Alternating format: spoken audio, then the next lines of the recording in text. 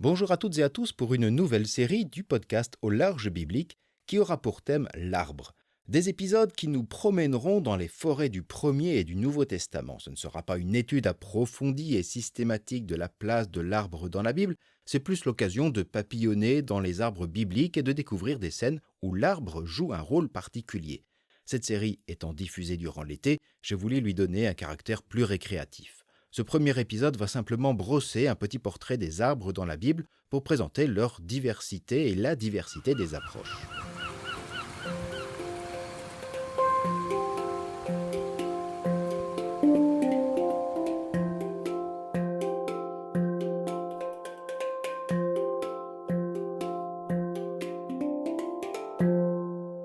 Il y a beaucoup d'arbres dans la Bible, une forêt immense depuis la Genèse jusqu'à l'Apocalypse. Évidemment, lorsqu'on associe ces deux mots, arbre et Bible, on pense à ceux du Jardin d'Éden en Genèse 2. L'arbre de vie, celui du bien et du mal, et les arbres fruitiers. Dans beaucoup de religions, l'arbre tient une importance particulière. Sa longévité, sa robustesse, ses racines qui plongent dans les mystérieuses entrailles de la terre et ses branches qui touchent le ciel des dieux, les arbres sont ainsi souvent associés au divin. Ils symbolisent l'éternité, la vitalité, la force et la vie.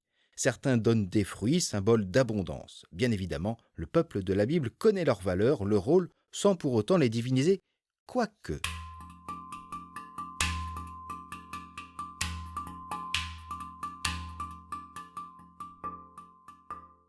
Pin, saule, peuplier, orme, cèdre, térébinthe, acacia, cyprès, orme, buis, myrte, je m'arrête là, tant le catalogue est important. Les arbres sont nombreux dans leur espèce, même si les traductions hésitent parfois entre cyprès ou genévrier, entre saule ou peuplier. Il est parfois difficile de savoir quel essence exacte se cache derrière un mot hébreu ou grec. Mais ce n'est pas tant l'objet de cet épisode. Ce qui va nous intéresser ici, c'est de manière globale de savoir de quelle manière la Bible parle des arbres, mais surtout de quelle manière la Bible nous raconte l'histoire de l'arbre ou l'histoire qui met en jeu ou en scène un arbre. Dans le premier récit de la Genèse, la venue de la verdure et des arbres précède la création des êtres marins et terrestres. Dans le second récit, Dieu joue les pépiniéristes pour Adam et fait germer du sol, je cite, tout arbre d'aspect attrayant et bon à manger, l'arbre de vie au milieu du jardin et l'arbre de la connaissance de ce qui est bon ou mauvais. Cet arbre de vie est associé à celui de la connaissance du bien et du mal, et ce sont deux arbres différents des autres. Le récit s'inspire des légendes mésopotamiennes qui font mention, elles aussi, d'un arbre de vie. Ce dernier, dans la Genèse, est au centre du jardin, lui conférant ainsi une place essentielle mais non divine.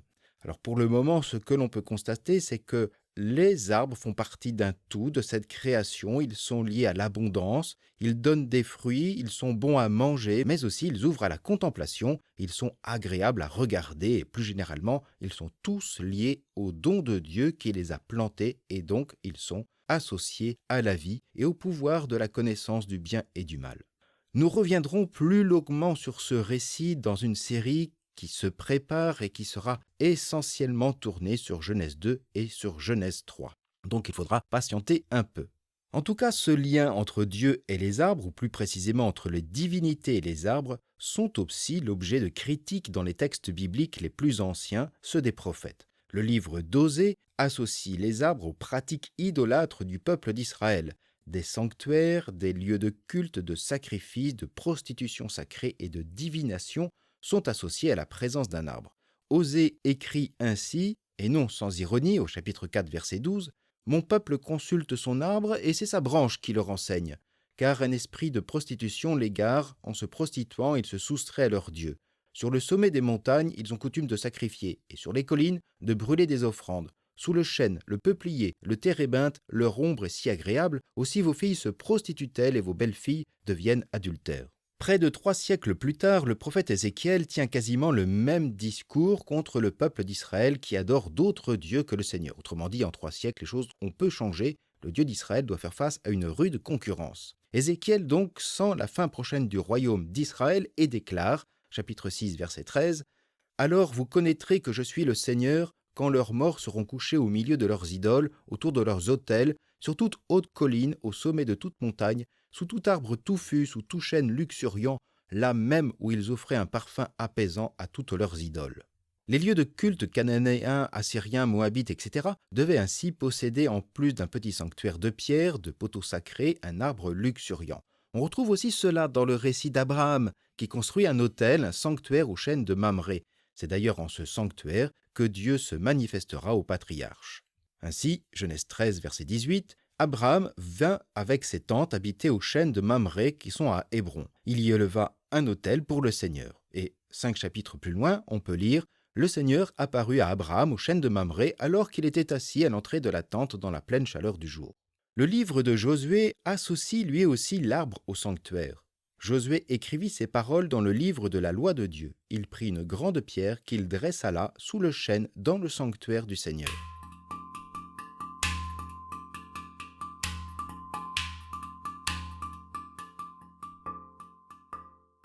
Ainsi, les sanctuaires, et y compris le sanctuaire de Yahvé, le Dieu d'Israël, sont parfois liés à un arbre fort, vigoureux et symbole de longévité comme le chêne. Ils sont, dans ce pays habité par la chaleur, des lieux de repos ombragés, des lieux de rencontre, y compris entre Dieu et les hommes.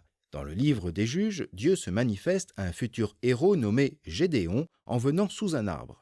Juges 6, verset 11. L'ange du Seigneur vint s'asseoir sur le térébinthe d'Ophra qui appartenait à Joach du clan d'Aviézer. Gédéon, son fils, était en train de battre le blé dans le pressoir pour le soustraire à Madian.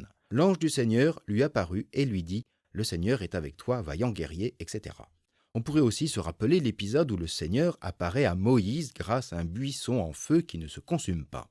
Il y a plein d'autres textes où l'arbre fait partie du décor religieux, y compris dans les théophanies et y compris aussi dans le Nouveau Testament. Dans le judaïsme, il y a la fête des huttes ou des tentes où chaque famille se construit un abri en branches, notamment pour rappeler le temps au désert avec Dieu.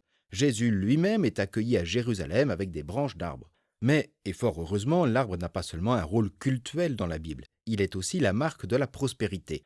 Un pays dont les arbres donnent beaucoup de fruits, comme l'olivier, est un pays florissant. C'est même l'espérance d'Israël dans les moments difficiles, et Isaïe rappelle à ce propos au chapitre 44 « Je mettrai, dit le Seigneur, dans le désert, le cèdre, l'acacia, le myrte et l'olivier. J'introduirai dans la steppe le génévrier, l'orme et le buis ensemble. » Et cette promesse de plantation est d'abord une promesse de vie, de prospérité et de paix.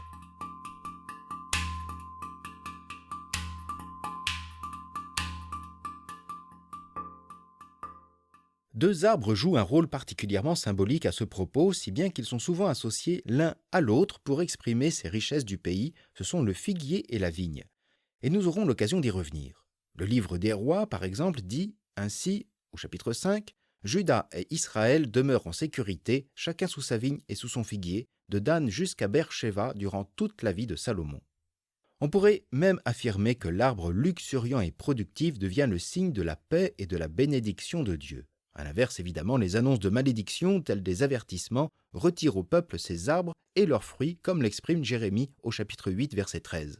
« Je suis décidé à en finir avec eux, oracle du Seigneur. Pas de raisin à la vigne, pas de figue au figuier. Le feuillage est flétri, je les donne à ceux qui leur passeront dessus. » Selon le premier psaume, l'homme sage et fidèle à Dieu est ainsi comparé à un arbre verdoyant près des eaux. Heureux est l'homme, dit le psalmiste, qui n'entre pas au conseil des méchants, qui ne suit pas le chemin des pécheurs, ne siège pas avec ceux qui ricanent, mais se plaît dans la loi du Seigneur et murmure sa loi jour et nuit. Il est comme un arbre planté près d'un ruisseau, qui donne son fruit en son temps, et jamais son feuillage ne meurt. Tout ce qu'il entreprend réussira. Les arbres sont ainsi très importants pour la vie du peuple. Ils sont dons de Dieu et aussi signes de sa bénédiction. Pour le temple, le roi Salomon choisira les plus belles essences, de l'olivier et du génévrier, mais aussi du solide bois de cèdre importé du Liban et de précieux bois exotiques. À ce premier temple de pierre, il fallait les plus beaux bois. Mais l'arbre et le bois sont aussi les simples éléments de la vie quotidienne qui donnent l'huile et le vin, cet arbre qui donne le bâton du pèlerin et sert aux barques des marins. Ces arbres et leurs bois que connaissait bien le fils du charpentier de Nazareth.